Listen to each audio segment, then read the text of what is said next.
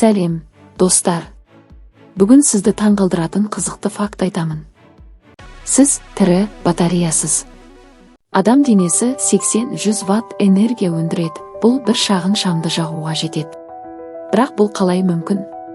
Ғылыми дәлелдер. Бір миымыз биоэлектрлік сигналдар арқылы жұмыс істейді. Яғни әр ойымыз кішкентай электроразряд. Екі жүрегіміз табиғи генератор. Дәл осы электр импульстары жүрек соғысын реттейді, сондықтан оны ЭКГ арқылы өлшеуге болады.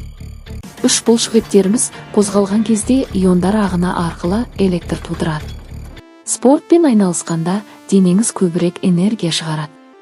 Ал енді елестетіп көріңіз, егер 8 миллиард адамның энергиясын жинай алсақ, 800 мегаватт электр аламыз.